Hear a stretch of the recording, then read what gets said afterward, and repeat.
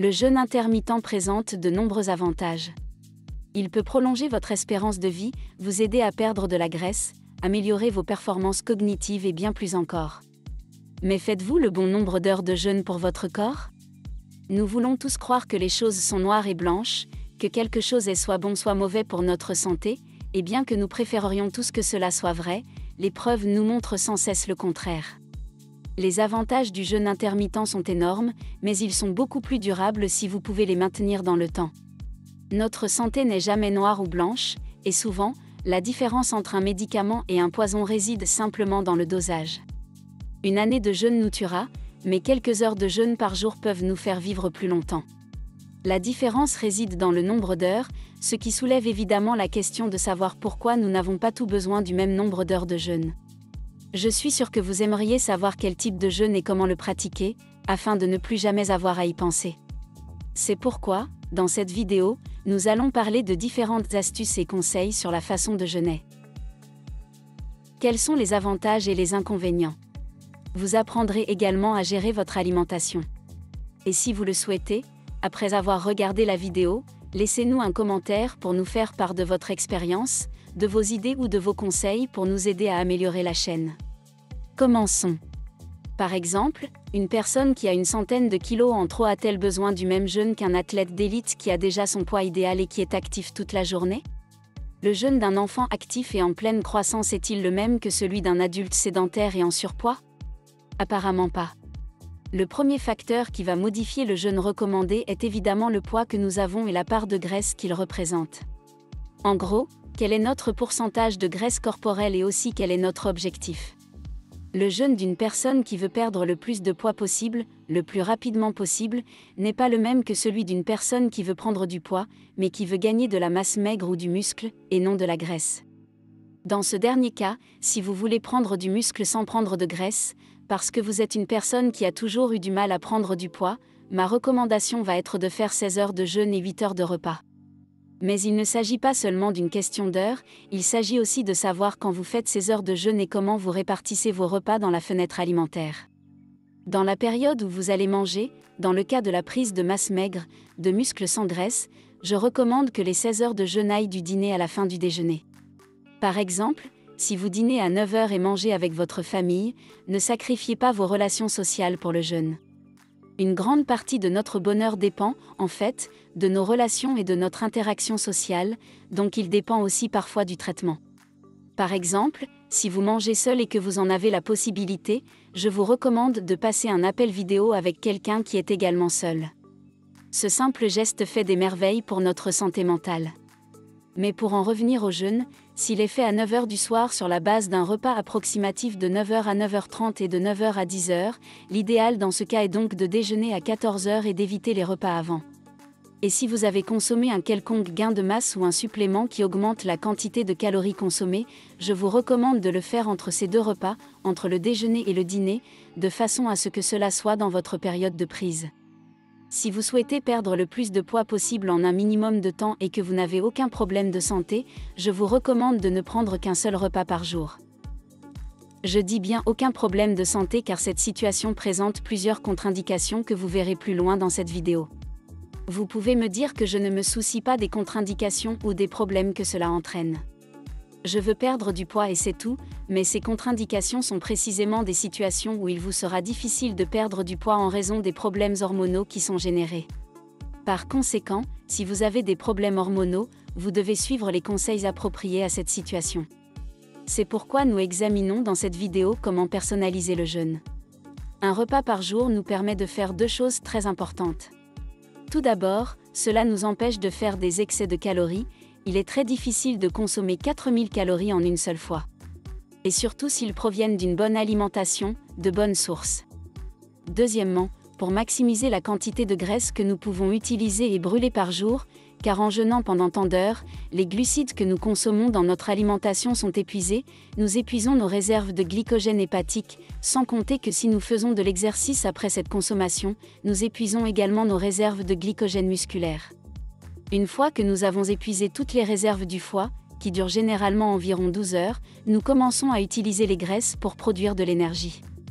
Un jeûne de 23 heures avec 1 heure de consommation signifie en gros que pendant 11 heures de la journée, vous utiliserez vos propres graisses comme source d'énergie, et si vous faites de l'exercice après la consommation, l'effet est encore renforcé.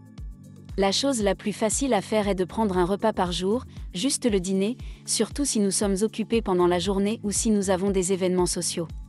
Mais la chose la plus saine à faire, vraiment, serait de ne manger que le midi. C'est l'une des situations où nous devons malheureusement choisir entre la productivité et les liens sociaux, ou alors faire le schéma le plus sain. Lorsque nous déjeunons, surtout si nous mangeons beaucoup, notre productivité post-déjeuner est réduite, nous sommes moins alertés, selon notre consommation, nous pouvons nous sentir plus fatigués en raison de l'effet de notre système parasympathique. Ici, cela dépend vraiment de ce que vous préférez, qu'il s'agisse de poids, de productivité ou de performance cognitive, vous pouvez choisir de vous contenter de dîner.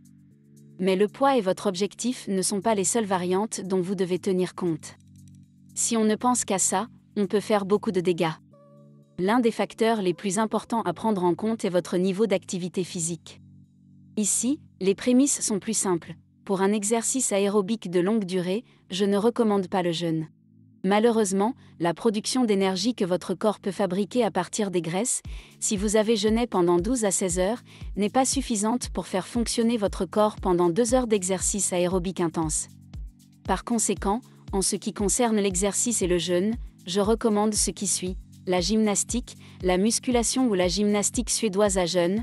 Si votre intention est de perdre du poids, oui, vous pouvez le faire. Si votre intention est de perdre de la graisse mais de maintenir les muscles, vous pouvez également le faire, mais si vous voulez gagner de la masse musculaire et que vous êtes en sous-poids, je ne vous recommande pas de le faire à jeûne. Et si je ne recommande pas de faire de longs exercices d'aérobic à jeûne, s'il s'agit d'un exercice court ou d'un exercice par intervalle, vous pouvez le faire pendant les heures de jeûne. N'oubliez pas non plus que si vous faites du sport, si vous voulez stimuler naturellement votre prise de masse musculaire, vous pouvez utiliser de la créatine avant l'exercice et des acides aminés essentiels pendant ou après l'exercice. Tout ça pour accélérer la récupération. Que dois-je faire si je fais habituellement beaucoup d'exercices? Tu dois ajuster ton jeûne. Si j'ai des jours très exigeants dans mon entraînement, je peux simplement réduire les heures de jeûne ces jours-là pour stimuler mes performances physiques et augmenter les heures de jeûne les jours sans exercice. Cette astuce est particulièrement utile si vous souhaitez perdre du poids et obtenir une meilleure définition musculaire en même temps. D'autre part, il existe de nombreuses situations particulières concernant le jeûne. L'une des questions les plus fréquentes est bien sûr de savoir si un enfant ou un adolescent peut pratiquer le jeûne intermittent. La réponse est que cela dépend. Cela dépend, si un enfant est très en surpoids, il sera généralement plus bénéfique pour sa santé de faire un peu de jeûne, au maximum 16 jeûnes et 8 prises. Mais dans la grande majorité des cas, un enfant ou un adolescent en pleine croissance a besoin de passer un maximum d'heures en anabolisme afin de se développer correctement selon son potentiel génétique. Donc, d'une manière générale, je recommande de ne pas jeûner, et ce sans même tenir compte du fait qu'un déficit nutritionnel a des conséquences beaucoup plus graves chez les enfants que chez les adultes.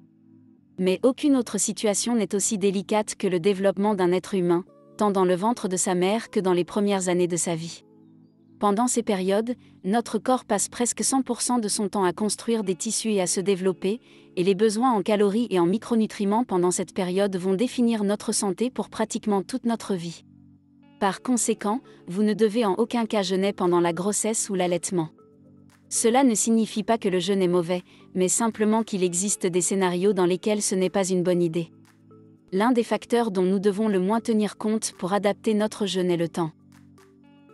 La température à laquelle nous sommes exposés peut complètement changer la réaction au jeûne, et rendre ce qui aurait pu être bon pour vous, mauvais pour vous. À quoi cela ressemble-t-il? Dans les climats froids, notre corps consomme plus de calories par jour, simplement pour maintenir notre température corporelle. Ce n'est pas pour rien qu'on les appelle des calories. Par conséquent, il devrait être plus facile pour moi de perdre du poids dans les climats froids que dans les climats chauds. De nombreuses heures de jeûne peuvent rendre difficile le maintien d'une température corporelle correcte. En fait extrêmement important, si après de nombreuses heures de jeûne vous commencez à avoir très froid, sans que le temps ait changé ou sans autre justification comme l'hypothyroïdie, il se peut que vous ayez jeûné pendant trop d'heures. Mais ce ne sont pas les seules variables que nous devons prendre en compte. Ensuite, nous avons quelque chose de beaucoup plus personnel comme nous le verrons plus loin. L'un d'eux est votre cycle menstruel. Bien qu'il puisse sembler que votre cycle menstruel n'ait rien à voir avec le jeûne, il y a des jours du cycle menstruel où vous pouvez augmenter sans risque le nombre d'heures de jeûne, et des jours où vous devez le réduire. En gros, le concept est le suivant. Le cycle menstruel d'une femme comporte deux phases principales, l'une régie par les estrogènes et l'autre par la progestérone. Des niveaux élevés de stress peuvent empêcher le pic de progestérone dans les derniers jours du cycle, à partir du 21e jour, et le jeûne constitue toujours un stress pour votre organisme. Les recommandations sont donc les suivantes. Si vous faites un jeûne de 16-8, vous allez pouvoir jeûner pendant tout le cycle car ce n'est généralement pas un problème. Mais un repas par jour a tendance à augmenter le cortisol et le stress que nous avons, ce qui diminue les heures de jeûne dans les derniers jours du cycle.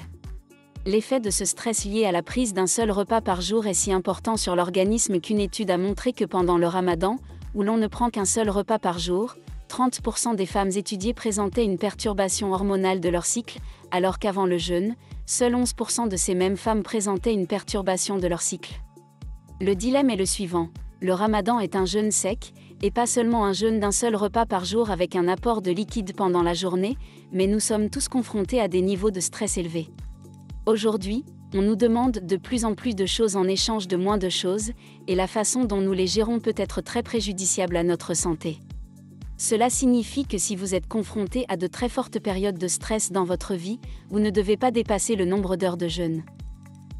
La règle est simple, ne dépassez pas 16 heures de jeûne lorsque le niveau de stress est très élevé, à moins que vous ne compensiez par la méditation ou quelque chose qui vous aide à gérer ce stress. Une astuce que vous pouvez utiliser si vous vous trouvez dans ces situations est de consommer les glucides que vous allez manger ce jour-là le soir, car ils aident à réduire votre taux de cortisol. C'est également utile si vous avez du mal à vous sentir rassasié, ou si le jeûne vous rend insomniaque. Comment mettez-vous cela en pratique ? Un dîner qui vous aide à résoudre tous ces points serait, par exemple, une protéine animale avec des légumes cuits ou crus, comme des légumes verts à feuilles, par exemple, et après environ 30 ou 40 minutes après avoir mangé ce plat, nous pouvons manger quelques glucides à faible indice glycémique, comme des patates douces au four par exemple. Si vous prenez de la masse musculaire, si vous prenez du poids, l'indice glycémique peut être plus élevé. Si diviser votre dîner n'est pas très orthodoxe, cela a 3 effets. Premièrement, cela vous permet de rester rassasié plus longtemps. D'un autre côté, la consommation de glucides le soir contribue à réduire le cortisol et la réaction de votre organisme au stress. Et troisièmement, il est plus facile de s'endormir. Inutile de dire que si votre objectif est de perdre du poids extrêmement rapidement, ce n'est pas la meilleure idée. C'est une idée très durable, très saine à long terme. Si vous êtes intéressé par la longévité et une bonne qualité de vie aussi longtemps que vous êtes en vie et que vous connaissez les avantages du jeûne, il est évident que le principe sera de faire le maximum de jeûnes par jour pour améliorer les processus qui vous font vivre plus longtemps.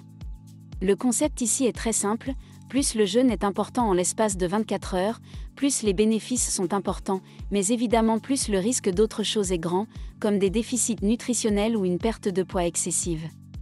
Donc, une fois que vous avez atteint votre poids idéal, arrêtez le jeûne. N'oubliez pas de consulter votre médecin avant de modifier votre régime alimentaire. Avant de terminer, et en résumé, si vous voulez perdre du poids, vous pouvez jeûner pendant beaucoup plus d'heures que si vous voulez prendre du poids ou du muscle. Si vous pratiquez une activité aérobique importante, réduisez le nombre d'heures de jeûne dans la journée et ne faites pas ce type d'exercice à jeûne, surtout s'il est de longue durée. Si vous vous entraînez dans une salle de sport, si vous pouvez vous permettre de jeûner, sachez qu'un jeûne de trop longue durée peut réduire vos performances en haltérophilie. Ne visez pas un record personnel pendant le jeûne. Le jeûne n'est pas recommandé aux enfants, aux adolescents et aux femmes enceintes, sauf dans des cas très particuliers. Si vous vivez dans un climat très froid, vous devez jeûner pendant moins d'heures que dans un climat plus chaud, ou au moins compenser par l'apport et la quantité de calories consommées. De nombreux facteurs peuvent modifier les effets du jeûne, comme les menstruations ou le stress. Réduisez le jeûne au 21e jour de votre période menstruelle, et essayez de méditer ou de vous détendre avec autre chose si vous vous sentez très stressé et que vous jeûnez. N'oubliez pas que le jeûne lui-même peut être source de stress. Si vous avez aimé la vidéo, partagez-la avec votre famille et vos amis, abonnez-vous à la chaîne et aimez-la.